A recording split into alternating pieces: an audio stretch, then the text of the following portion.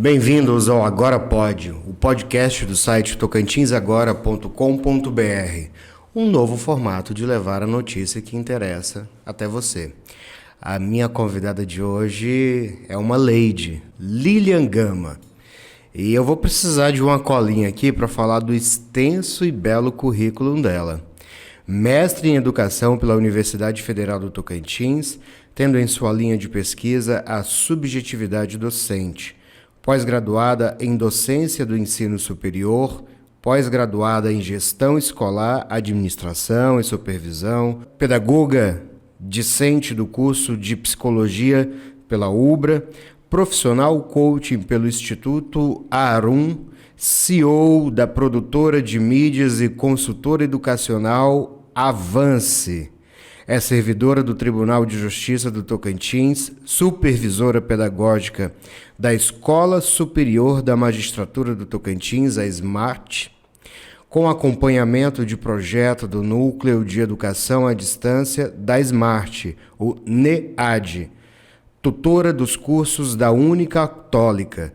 Tem experiência na área de educação como professora do ensino superior, médio, fundamental, coordenação e supervisão escolar, elaboração de projeto, palestrante, formadora de professores com temáticas voltadas às questões pedagógicas e subjetividade.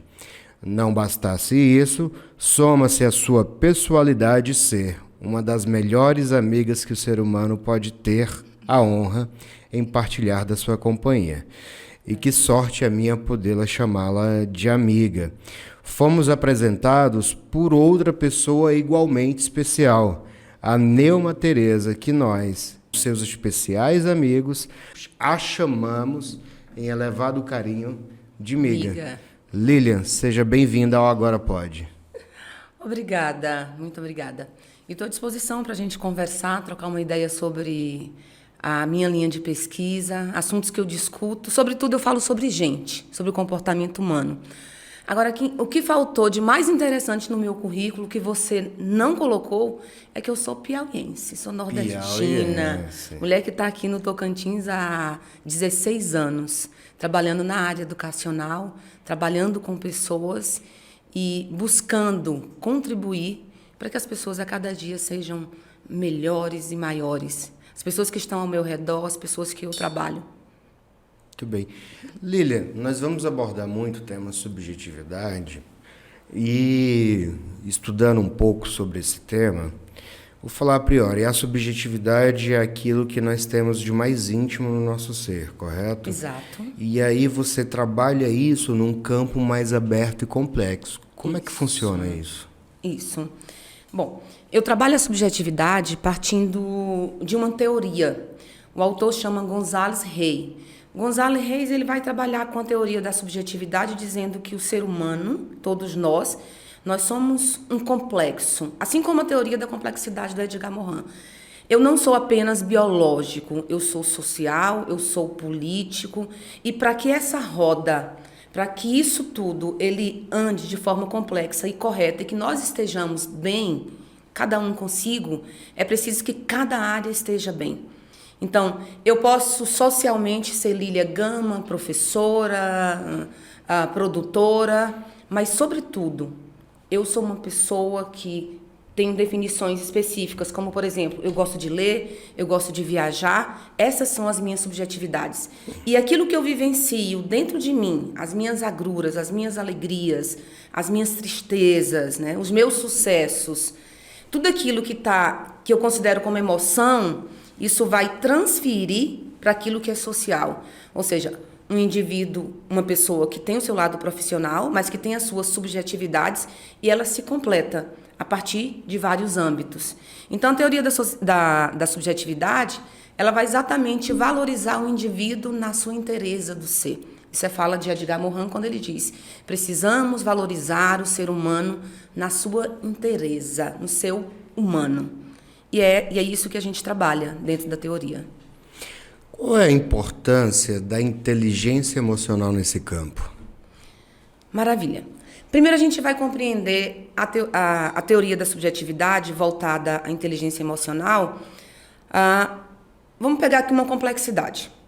O ser humano, por exemplo, ele já trouxe vacinas para Covid, por exemplo, né? A ciência, a pesquisa, ela traz aí uma série de alternativas para a sociedade, para as pessoas. Mas a ciência, ela ainda não trouxe para nós uma solução para os nossos conflitos interiores, para os nossos conflitos internos. Por que tem dias que eu acordo e eu estou muito feliz? Mas por que tem dias que eu acordo e eu estou muito triste? Por que às vezes eu tenho uma tristeza profunda que dá vontade de sumir, desaparecer desse mundo aqui?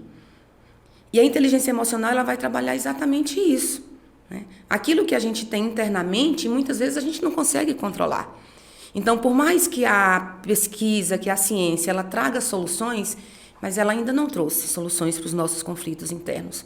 Porque o ser humano é essa complexidade. Eu, Lilian, que sou pesquisadora, mas que sou filha, que sou tia, que sou mãe, que sou vizinha, que sou namorada, que sou esposa. E você lidar com essas relações sociais e com essas relações a partir da sua inteireza, a partir dos seus sentimentos, não é tão simples.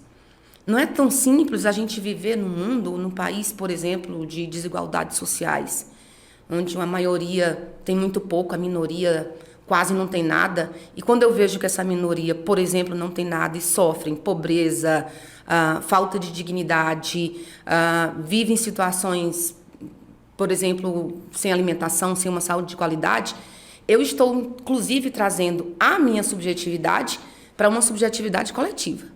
Então, veja, eu, enquanto pessoa, eu consigo enxergar a sociedade nas suas subjetividades coletivas. O sofrimento, a tristeza, a falta de políticas públicas, isso tudo é subjetividade.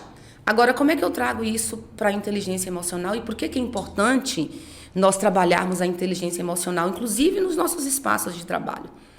Uma pessoa, por exemplo, emocionalmente forte, ela consegue galgar e ela consegue ter muito mais sucesso do que uma pessoa que não está bem emocionalmente, claro. Sabe aquela história que você pode ser um PhD, você pode ter o diploma que você quiser, mas se você não estiver bem, se você não se der bem com seus pares, de nada vale. Absolutamente nada vale o seu diploma. Porque hoje, as empresas, elas não buscam apenas pessoas que tenham um cognitivo avançado, que tenham um QI além, que tenham conhecimento técnico e seja fundamentado em teorias. Não é apenas isso. Hoje, buscam pessoas. Porque as empresas, as instituições, elas são feitas de pessoas. Então, elas precisam de pessoas que sejam gentis, pessoas que tenham controle emocional, e isso é inteligência emocional, que saiba lidar com o outro, com gentileza, com tranquilidade, com amor nessas relações, que respeitem o próximo, que não tragam, por exemplo, assédio moral nos seus espaços, porque é imoral, porque é indecente, porque adoece as pessoas. Então, nós precisamos trazer inteligência emocional não apenas para as nossas relações de trabalho, mas para a nossa vida pessoal. A ideia de que eu, enquanto filha, eu preciso cuidar da minha mãe e do meu pai, utilizando a inteligência emocional, dar conta das nuances da idade deles. Enquanto esposa, eu preciso da inteligência emocional para compreender o meu esposo na dimensão complexa que ele é, enquanto homem, enquanto pai, enquanto dono da casa, enquanto provedor ou não, mas compreendê-lo a partir das especificidades dele. Então, a inteligência emocional, quando você faz esse questionamento, eu resumo assim, que ela é importante, aliás, ela é essencial. E todas as pessoas que usam a inteligência emocional nos seus espaços, elas são pessoas diferenciadas. Você consegue ver diferente. Por quê? Porque ela tem uma atitude diferente. Ela enxerga o mundo com mais humanidade. Ela tem controle sobre suas ações. Ela tem autocontrole sobre si. Ela sabe lidar com as pessoas. Mas, sobretudo, ela consegue ser luz nesses espaços. Lili, eu vou voltar um pouco atrás disso. É necessário a coragem do autoconfronto, porque não adianta olhar-se no espelho, é preciso olhar além disso. Perfeito. Isso vem antes, durante, depois, ou sempre a gente tem que aceitar esse autoconfronto para que a gente se conheça? Perfeito sua fala aqui. ele dura a vida toda, porque nós somos seres em desenvolvimento e nós estamos sempre buscando aperfeiçoar, né? O indivíduo, por si só, ele nasce para se desenvolver, seja ele desenvolver espiritualmente, seja desenvolver fisicamente, biologicamente, como eu coloquei, socialmente. Então é preciso que esse autoconfronto ele seja feito diariamente, se possível, porque muitas vezes nós não conseguimos nos enxergar. Então, quando eu me confronto com as minhas ações, com as minhas palavras, com as minhas atitudes sobre o outro, no mundo que eu vivo, eu passo também a fazer uma autoavaliação. Porque se autoconfrontar é se autoavaliar. Eu sei exatamente aonde eu preciso melhorar. E a partir daí eu começo um processo de mudança. E esse processo de mudança ele é importante exatamente para subsidiar esse autoconfronto, para subsidiar essa autoconsciência. Quer dizer, nós precisamos criar essa autoconsciência sobre a nossa vida, sobre o nosso comportamento, inclusive, para que haja essas mudanças. Eu costumo dizer assim, eu dou um exemplo muito claro, por exemplo, de uma pessoa que ela é obesa, ela precisa fazer um tratamento por conta da saúde, o médico diz que ela tem que fazer atividade física, que ela precisa fazer uma alimentação saudável, e ela não faz. Mas se o médico diz, você precisa, porque senão você vai ter 10 dias de vida, ela vai se autoconfrontar, ela vai ter medo, porque o medo traz mudança. Então ela vai criar a autoconsciência. Lilian, inteligência emocional ajuda a melhorar o nosso comportamento. Inteligência emocional ajuda a humanidade a evoluir? Com certeza. Pessoas saudáveis emocionalmente são pessoas felizes. Quanto mais eu me fortifico emocionalmente, mais eu tenho possibilidade de ser feliz e fazer o outro feliz. Kim, vamos analisar principalmente depois da pandemia. Nós não somos mais os mesmos. Veio a pandemia, nós perdemos pessoas, nossos cabelos caíram, nós ficamos doentes, muita gente morreu. Depois da pandemia, pós-pandemia, as doenças psicossomáticas, elas cresceram de forma alarmada. Então, as pessoas estão doentes. Você vai em instituições, como por exemplo, que é a minha área, nas escolas, o quantitativo de professores doentes é absurdamente grande. E se eu tenho um servidor que emocionalmente ele não está bem, ele não vai conseguir produzir.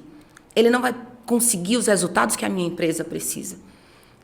Você vai pegar, por exemplo, a USP hoje, ao fazer seleções para pessoas que trabalham lá, se candidatam a trabalhar, as duas coisas mais importantes para ele não é apenas o currículo, como eu dizia anterior, não é o grau de escolaridade que ele tem.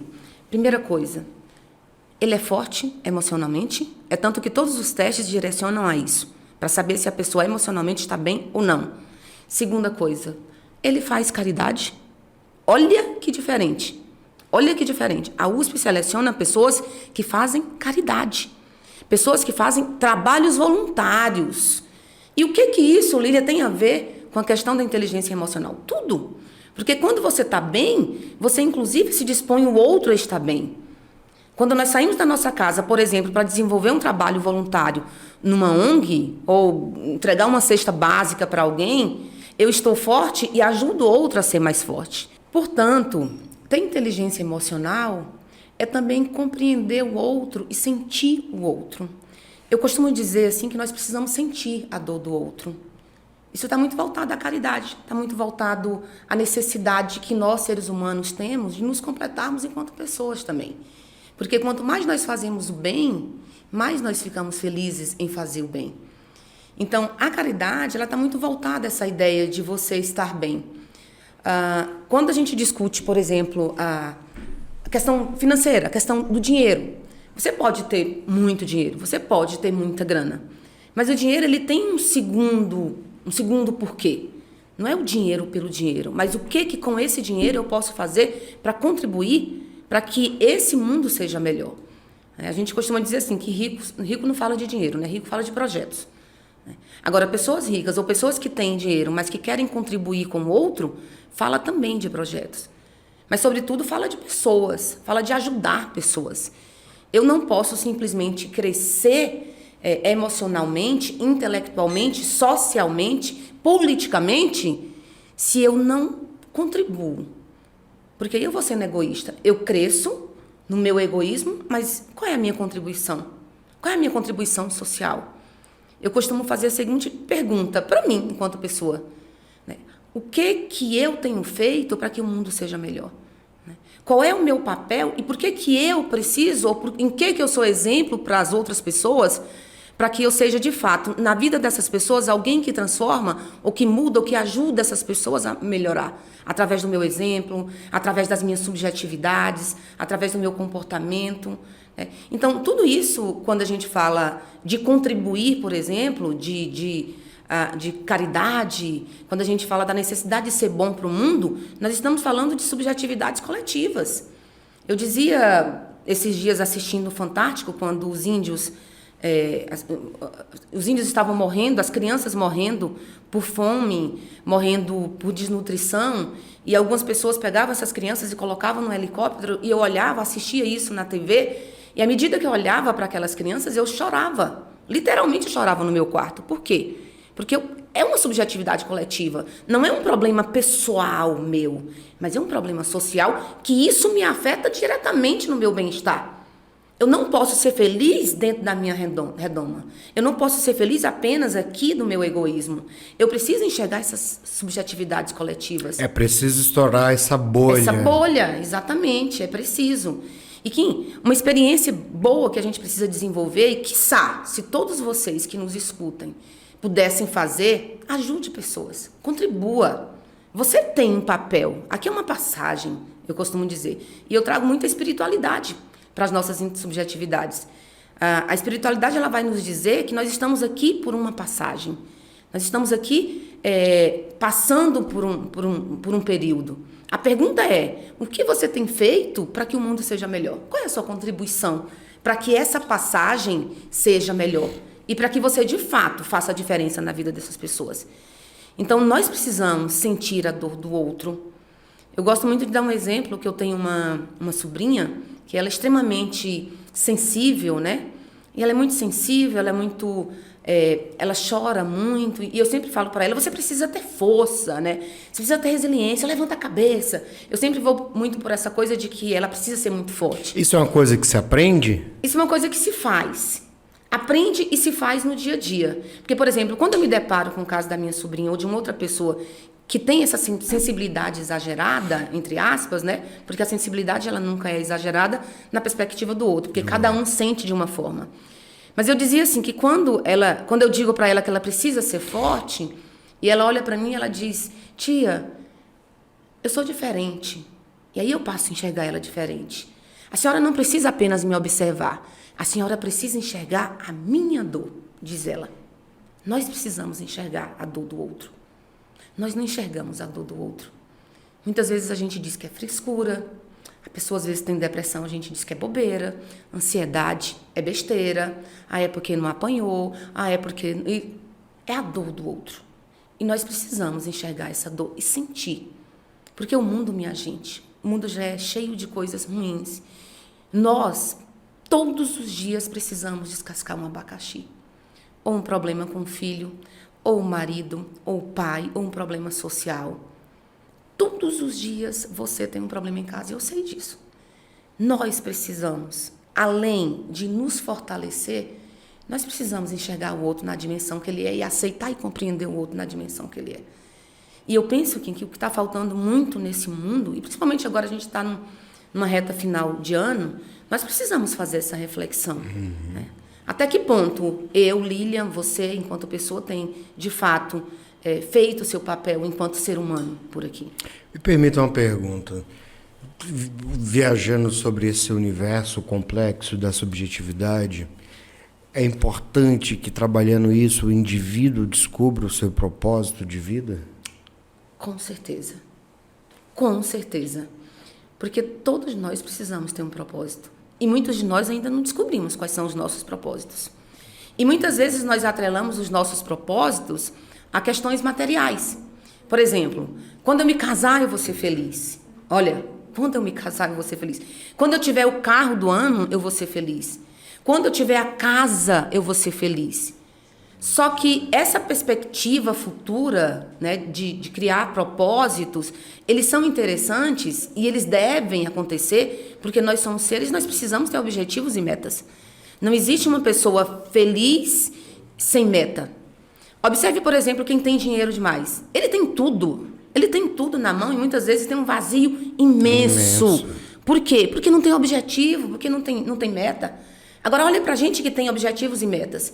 Eu comprei uma casa que tem 2 quartos. Daqui a pouco eu quero 3 quartos. Daqui a pouco eu quero fazer um puxadinho. Daqui a pouco eu quero uma piscina. Daqui a pouco eu quero uma quadra de tênis. Porque o ser humano, ele é essencialmente propósito. Ele vive a partir de propósito e buscando o propósito. Então, essa ideia, por exemplo, de dizer que a estabilidade, a gente busca estabilidade. Estabilidade, primeira coisa, ela nem existe.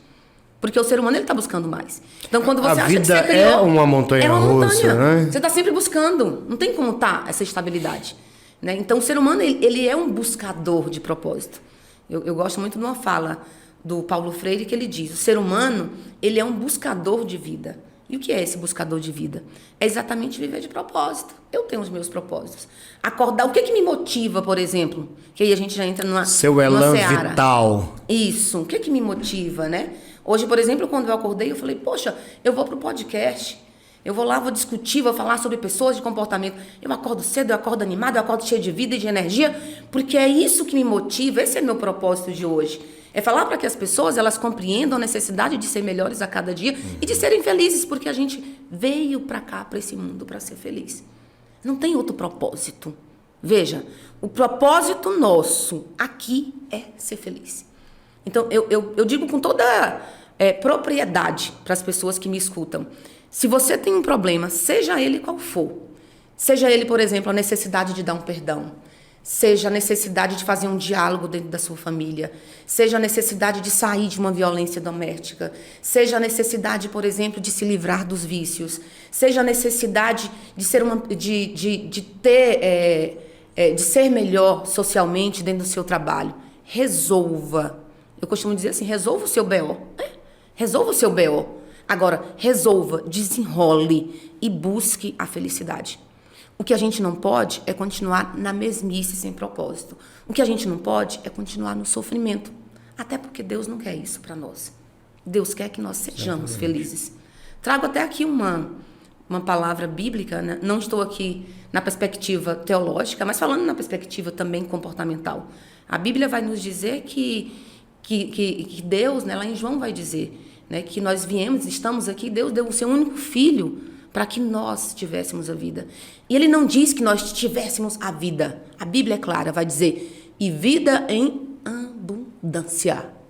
Não é um pouquinho, perfeito. Não é metade, não é meio tempo, não é meia boca, meia vida.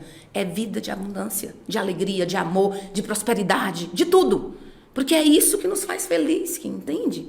É essa necessidade que nós temos de buscar a felicidade, que eu costumo dizer também que não existe, a gente pode ter qualquer tipo de propósito. Propósito financeiro, eu posso ser uma PhD aqui na minha área, eu posso ser uma melhor palestrante desse país. Mas se eu não tenho um propósito com Deus, com a espiritualidade, nada disso vale a pena. Perfeito. Nada disso. Eliane, palavras fortes como autocontrole, conhecimento, autoestima, resiliência, empatia, caridade, identidade estão presentes no dicionário brasileiro. Qual que é a sua leitura, qual a sua experiência que você faz sobre essas palavras? São palavras subjetivas, né? Não sendo redundante, mas são palavras que nós precisamos trazer para o nosso dia a dia. A resiliência, particularmente, eu vejo, por exemplo, eu trabalho com jovens e eu vejo que uma geração que não está bem emocionalmente. O que nós temos de jovens que se cortam, o que nós temos de jovens que suicidam-se, são números alarmados. Né? E principalmente por que isso acontece? Exatamente por falta da inteligência, desse fundamento, né? Eu posso dizer emocional e espiritual. Então, eu costumo dizer assim que nós precisamos trazer esses jovens não apenas para aquilo que é raso, não apenas para aquilo que é material, mas para aquilo que é profundo. E o que é profundo? É eles crescerem em sabedoria.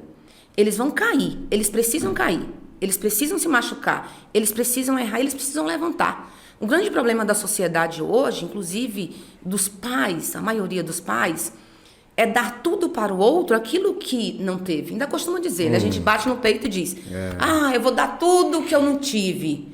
E aí, quando você faz isso, você tira a possibilidade do outro crescer, do outro cair e levantar.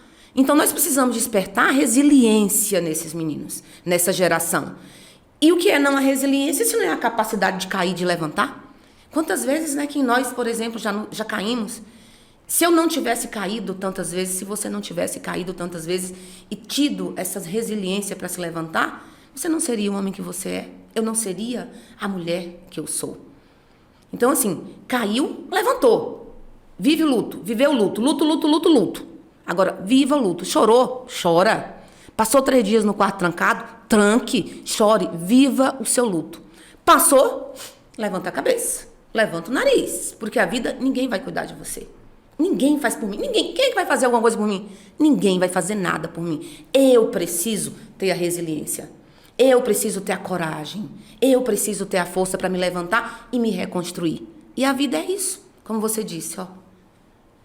Montanha-russa. A montanha-russa. Mas o que é que nós precisamos fazer? Nós precisamos pegar essa montanha-russa e alinhar. É claro que não vai ser sempre assim, retinho. Porque a vida tem os problemas. Mas a gente tem que, no mínimo, só dar uma puxadinha. Só um pouquinho. Porque também, se minha vida for assim, eu vou viver em eterno estresse. É estresse total. Alegrias descompensadas, picos, estresses, né? E os picos. A própria psicologia, que eu estudo, eu sou estudante de psicologia, a própria psicologia, ela diz isso. Nós precisamos alinhar, né? Mas tendo a consciência que nós vamos ter problemas, que dificuldades virão. Mas aí, quando eu tenho a resiliência, eu consigo sobreviver. Outro dia eu ouvi uma coisa engraçada que diz que a vida é como um batimento cardíaco, né? Que se você viver aqui, você infarta. Se você viver só aqui, você morre. Você então morre. É pá, né? É o meio termo. termo. Uma subida e uma descida. Eu observei que você faz parte do Comitê contra a Violência nas Escolas, instituído pelo Ministério Público de Tocantins. Isso. Quando se fala em violência em escolas, também se fala sobre subjetividades individuais. E aí é onde eu quero entrar. A gente viu esses malucos, graças a Deus não no Tocantins, que entravam armados em escolas. Alguns casos. Teve isso no Tocantins? Não tão extremos, mas nós tivemos casos sérios de alunos, por exemplo, que levaram armas para a escola. Nós tivemos, salvo engano, foram 8 meninos que foram levados. O Ministério Público tem esses dados, eu poderia ter, mas eu posso mandar para você. O Comitê de Violência do Ministério Público que eu participo, ele faz exatamente esse trabalho de fazer esse levantamento.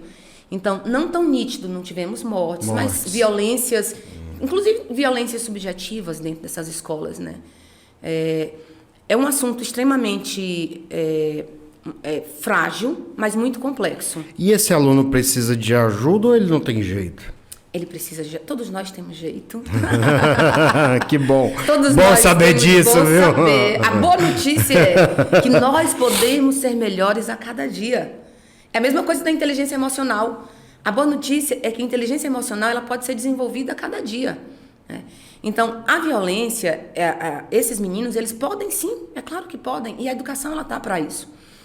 A grande questão que envolve esse entendimento desses casos nas escolas é porque muito se tem falado, por exemplo, que o pai precisa colocar mochilas transparentes para que as pessoas vejam o que tem, se tem faca, se tem arma na mochila da criança. Atrelam muitas violências ao bullying. É só isso que as pessoas dizem. Só que as pessoas precisam compreender que a violência na escola, que é uma subjetividade muito presente, ela tem eu posso dizer, uma complexidade. Não é apenas o bullying, não é apenas vigiar a mochila do menino. Primeiro, essa questão que nós tivemos aí do isolamento social. Nós passamos com esses meninos 2 anos trancados, sem limites. Vendo violências dentro de casa, às vezes mãe sendo agredida, que houveram vários dos casos. Exatamente. Além disso, sem limites, não tinha horários para estudar, não tinha horários para se socializar, ficaram muito presos em jogos, na internet. Essa falta de socialização dificultou muito essas relações. Então, eles voltam para as escolas muito mais frágeis. Primeiro ponto, essa fragilidade emocional deles. E aí nós vamos ter Por exemplo, a vulnerabilidade dos jovens, a falta, por exemplo, de acesso... A falta não, o acesso demasiado a armas, porque no Brasil houve um crescimento muito grande. Então, se você pegar, por exemplo, os casos desses meninos que fizeram ataques em escolas, uma boa parte das armas eram dos pais. Tiveram um acesso muito rápido. A própria ideologia extremista de partidos políticos que criam a ideia de que a violência se resolve com violência, né? Além disso, dessa vulnerabilidade, foram criados também essa polarização, né? Há uma polarização muito grande de políticos, de ideologias, e muitas vezes os meninos, na sua própria fragilidade, buscam na internet conversas ou parceiros que de certa forma, entram na mente deles. Além disso, essa não valorização salarial dos professores, porque você tem aí professores que ganham pouco, automaticamente tem uma motivação menor. Isso também influencia nas violências. A falta de uma equipe multidisciplinar. Agora é lei, por exemplo, que o assistente social e o psicólogo estejam na escola. Isso vai fortificar de forma absurda, porque vai trabalhar tanto o contexto social quanto o contexto psicológico dessa criança. Então, veja que a própria inexistência de canais de denúncias dentro da escola ou fora da escola, isso tudo contribui. Então, a gente não pode minimizar uma questão tão complexa e dizer que é porque o menino ele sofreu bullying. Não, isso aí tem... Inclusive, falta de políticas públicas. É mais enraizado. Muito mais contexto, sim. Muito mais profundo. É uma discussão que tem que ser feita. A escola precisa pensar e repensar. Mas a escola, sobretudo, precisa fortificar, né? Fazer desses alunos realmente mais fortes e mais resilientes. E não cuidar apenas do aluno, mas cuidar do professor, cuidar do diretor. Fernando Pessoa diz que a escola, ela é gente. Ela é feita por gente. O diretor é gente, o aluno é gente, o pai é gente. E se nós somos gente, se nós somos pessoas, nós precisamos cuidar da nossa inteireza, né? Por isso que é importante que, de fato, tenha políticas públicas que cuide da saúde mental dos nossos docentes. Vou crescer um pouco a pergunta aqui. A gente está se aproximando do período natalino. Certo. É um período importante, celebramos o nascimento de Jesus Cristo, mas também existe na subjetividade das pessoas essa obrigatoriedade de ser feliz. Isso é comum, isso é tratável, até que certo ponto a pessoa precisa de ajuda. O que fazer nesse período, Lilian? Como eu disse, a necessidade de ser feliz é do ser humano, né? Nós nascemos para isso. E nós buscamos sempre a felicidade, às vezes de forma incorreta, né? Às vezes ainda no futuro que vai vir, às vezes em algo material. Mas é uma dinâmica, né? Nós precisamos tratar isso de forma diária. Às vezes eu estou feliz comendo uma fruta, ou fazendo uma caminhada, ou assistindo um jogo do Vasco, eu como uma boa vascaína. Aí eu ia fazer uma brincadeira com o Vasco aqui, viu? Isso é ser feliz. Eu estou feliz quando eu falo do Vasco, né?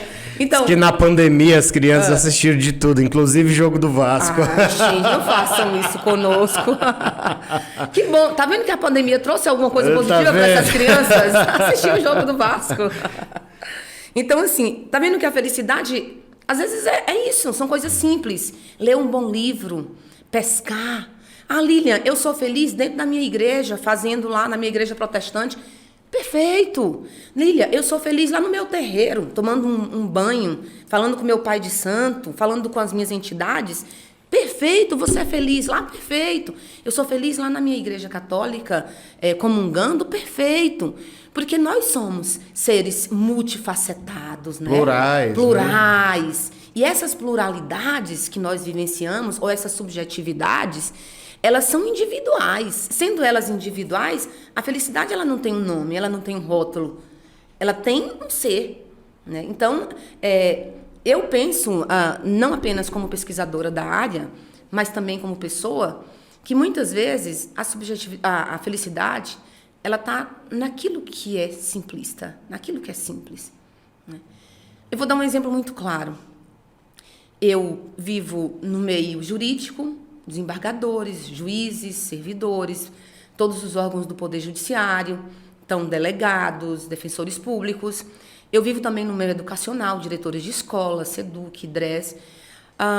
Eu tenho um meio social que eu discuto políticas públicas, mas que eu falo também de outras questões. Eu vou em melhores restaurantes, por exemplo, que a ideia de que se traz felicidade, né? Mas, você sabe o que mais me faz feliz? O que mais me faz feliz é voltar para minha casa. E o que é voltar para minha casa? Eu vou explicar isso para você que está nos ouvindo. E falo, você precisa voltar para sua casa.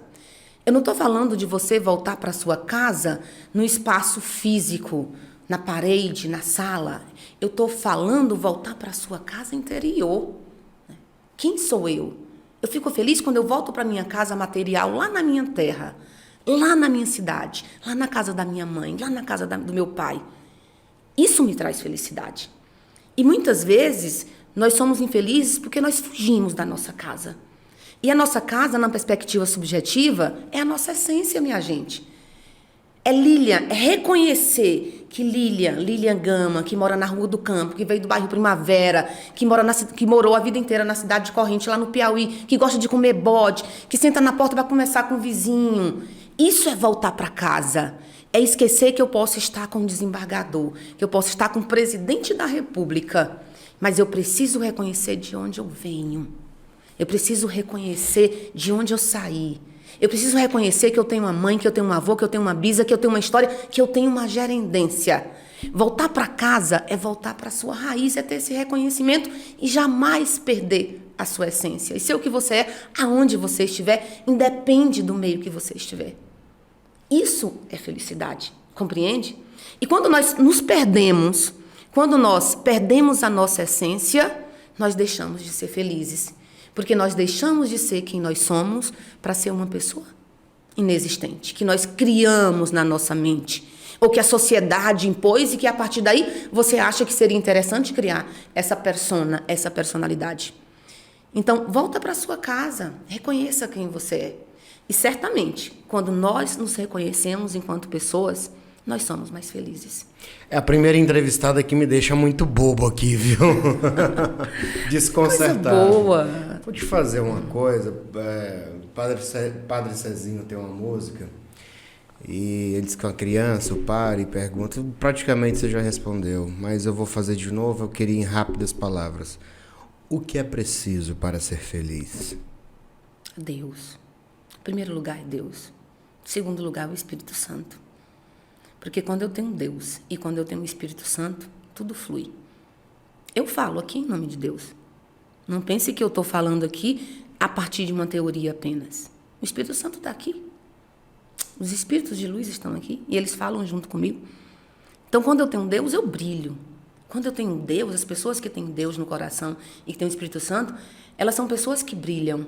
Elas são pessoas que chegam num espaço, parece que todo mundo olha, chama a atenção por conta dessa luz. Primeiro passo é isso. Nós precisamos nos fortificar espiritualmente para sermos felizes. E aí vai vir uma série de outras coisas. É preciso, por exemplo, que o ser humano crie consciências sobre questões simples, como, por exemplo, a empatia, o respeito ao próximo, o respeito à pluralidade, o não ao racismo, compreender que nós todos somos iguais, que o seu cabelo cacheado não é diferente do meu que é liso, que é loiro, do seu que é preto. Compreender que cada um deve ter o seu espaço nessa sociedade e que essa sociedade precisa ser para todos. É preciso que as pessoas reconheçam no outro, quem é o outro. Não numa perspectiva apenas material, mas numa perspectiva humana. Ou visual. Isso. É preciso políticas públicas nesse país, como eu disse, que a maioria não tem. É preciso que tenhamos políticos que criem suas consciências e pensem, de fato, no seu fazer. Qual que é o fazer de um político? É fazer o bem. É fazer o bem para o outro e não apenas para si, que é muito moda isso. É preciso que esses políticos eles compreendam e tenham essa dimensão de que muitas pessoas dependem dessas políticas públicas. É preciso reconhecer a importância, por exemplo, da sustentabilidade. Eu não posso, por exemplo, ensinar para o meu aluno que uma planta tem tantas partes. Eu tenho que ensinar para ele, além disso, é que ele precisa cuidar dessa planta, porque senão daqui a pouco ele não vai conseguir respirar. E isso é subjetividade. Eu preciso ensinar para o meu aluno, para o meu sobrinho, para o meu filho, que o mundo pode ser melhor partindo de uma ação que ele pode fazer. É preciso que ele reconheça e que ele faça isso. Né? É preciso também, Kim, que tenhamos, nós, mulheres, tenhamos mais espaço de fala. Claro. Que nós, mulheres, tenhamos mais espaço, não apenas de fala, mas de ação. É preciso também que todas essas pessoas que vivem excluídas, à margem de uma sociedade muitas vezes hipócrita, peguem os homossexuais, peguem os trans. Quantos homens, quantas mulheres são feridas à sua dignidade porque nós temos um país extremamente preconceituoso que não enxerga no outro a dimensão do outro. E que tem que se esconder. E que tem que se esconder. Até quando, por exemplo, nós vamos deixar meninos e meninas suicidando por falta de compreensão do outro, de não aceitação do outro. Por não poderem ser o que são. Exatamente. Porque são. Porque são. E nós precisamos compreender, como eu dizia mais cedo, essa inteireza. É preciso essa compreensão, é preciso essa aceitação. Então, é preciso muitas coisas para que o mundo seja melhor. Mas, se todos nós respeitássemos o outro, se todos nós compreendêssemos o outro numa perspectiva humana, o mundo seria bem melhor. E aí eu falo das subjetividades individuais, mas também das subjetividades coletivas, né? Por exemplo, a ganância, a vaidade. Quantos políticos ou quantas pessoas que estão no poder que matam, que roubam, que fazem guerras em função de dinheiro, em função do poder? Quantas vaidades. E eu digo para você que está ouvindo que tudo isso que a gente tem passado, essa briga pelo poder, essas guerras, esse desrespeito, essas pessoas que todos os dias a gente está vendo na mídia que estão matando, esse quantitativo de homens que matam mulheres a cada instante, que tem crescido de forma alarmada, os suicídios, a própria natureza, a própria destruição da natureza pelo homem, tudo isso tem um nome. É vaidade. É vaidade do homem. O homem é vaidoso. O homem é vaidoso. E é preciso acabar essa vaidade. A vaidade, ela traz a pedância, ela traz a arrogância, ela traz o mal, ela traz o desejo do poder. Quanto mais eu tenho, mais eu quero, mais eu quero, mais eu quero. E eu passo por cima de todos e de todas para ter o que eu desejo. E aí é o buraco do ser humano. E aí é onde entra a poderosa capacidade de se bastar? Sim, que não deveria. No sentido... Nesse sentido arrogante, de quanto mais eu tenho, mais eu quero, sem limite. Basto. E isso é terrível, né? Porque você não tem limites e eu sou o suficiente. Essa autossuficiência não vai me fazer bem. Né? Quer dizer, nós precisamos dividir, nós precisamos compartilhar. As crianças são ensinadas na escola a isso. A minha sobrinha de 7 anos, ela diz: tia Lília, aqui está o chocolate, eu quero compartilhar com a senhora. Olha que bonitinho, eu quero compartilhar com a senhora. A senhora mora sozinha numa casa, poderia morar com a gente, a senhora dorme no sofá. Olha a singularidade da criança, a pureza. Olha a empatia, ela consegue sentir a minha dor. Entende que ela consegue sentir? O adulto, se ela tivesse essa empatia, o mundo, inclusive, não teria mais violências. Tem um exemplo muito claro de um professor chamado professor Alvino. Ele faleceu, ele foi o fundador do Instituto Criminalística de São Paulo. E ele é um psicólogo, era um psicólogo famosíssimo. E ele ministrava curso pra gente na área de criminologia. Um dia eu sentada com ele numa mesa de bar, né? Como sempre, a mesa de bar traz muita coisa boa também. Olha. Né? Uma conversa boa. Perguntava isso para ele: professor Alvino, por quê? Perguntava isso para ele. Por que aquele caso que o senhor... Ele acompanhava os maiores casos de violência no país. Ele acompanhou da Richthofen, acompanhou do maníaco do parque.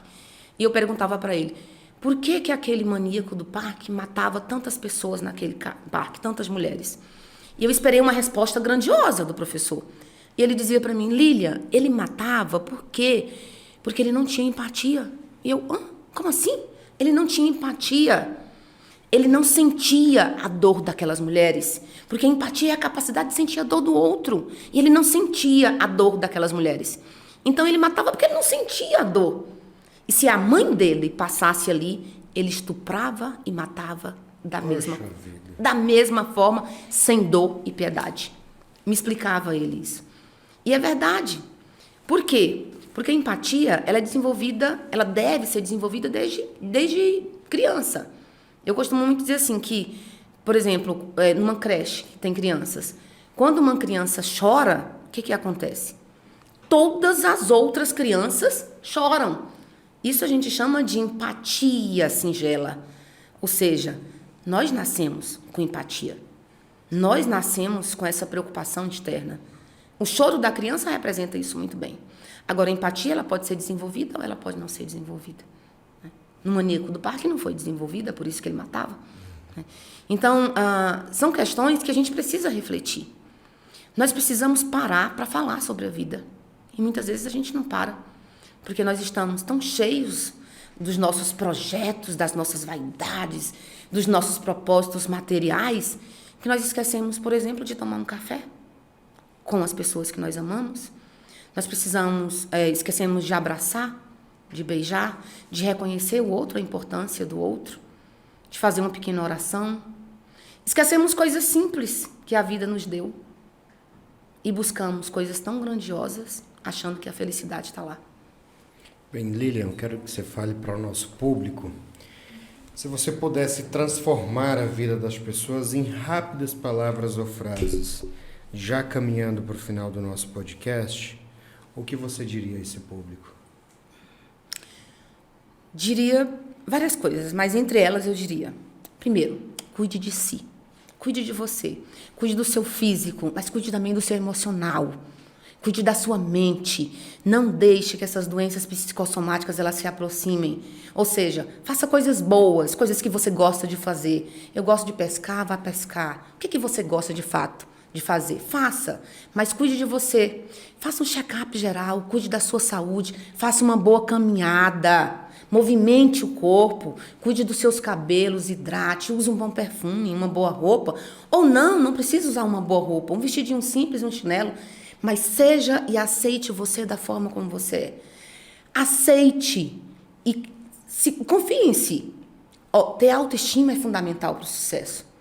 Além disso, de se cuidar, cuide do outro. Tá? Cuide do seu intelecto, leia bons livros, faça boas pesquisas. Cuide do social também, faça caridade.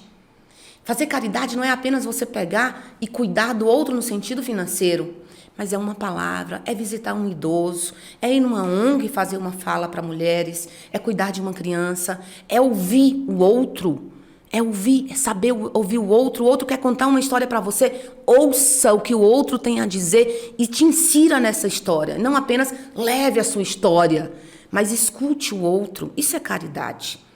Fazer caridade também é fazer caridade dentro da casa, é cuidar do seu pai, é cuidar da sua mãe, cuidar da sua bisa, dos seus filhos, é compreender que a família, ela está sempre em primeiro lugar. Que quem vai cuidar de você, além de você, é quem está próximo. Um outro detalhe também que é importante, tenha metas, tenha objetivos. Não seja como Alice, a moça do País das Maravilhas, que não tinha objetivo nenhum. Por isso que quando o gato pergunta para ela para onde ela vai, e ela quer achar o caminho, o gato diz: Alice, vá para qualquer lugar, porque nenhum lugar vai te levar ao objetivo, porque você não tem, você não quer, você não sabe onde você quer chegar. Então, tenha objetivos, tenha metas, pregue essas metas na geladeira, no seu guarda-roupa, seja lá onde for. Busque incansavelmente suas metas, incansavelmente. Não é um pouquinho, é incansavelmente. Buscar incansavelmente na área profissional. Seja um bom profissional, seja lá a profissão que você for, que você exercer. Eu limpo a casa da dona. Pois limpe com alegria, deixe esse espaço cheiroso. Eu sou uma pesquisa, pois pesquise, mas faça bem feito o seu trabalho. Como eu dizia lá no início desse podcast, o ser humano, ele é complexo, ele tem todos os lados. Então, cuide do todo, cuide do físico, cuide do espiritual, cuide do intelectual, cuide do social. Mas jamais esqueça que uma pessoa de sucesso, ela não consegue chegar ao sucesso se ela não colocar os seus propósitos, os seus projetos na mão do Todo-Poderoso. O Todo-Poderoso é o dono da riqueza. do ouro e da prata. E cabe a ele lhe dar. E você precisa dessa permissão. Para ele te dar essa permissão, você precisa fazer a sua parte. Ser bom, ser uma pessoa boa, ser luz no espaço que você vive. Só isso. Eu tenho certeza, se você seguir aquilo que Deus coloca na nossa vida e que nos ensina, certamente você será feliz. Certamente. Amém. Há um autor que diz que todo ser humano realizado há nele a face de Deus revelada. Obrigado, Lilian, por me aproximar um pouco mais de Deus. Que lindo. Muito Ficamos aqui em mais um episódio do nosso podcast. Até a nossa próxima edição. Tchau, tchau. Tchau, tchau.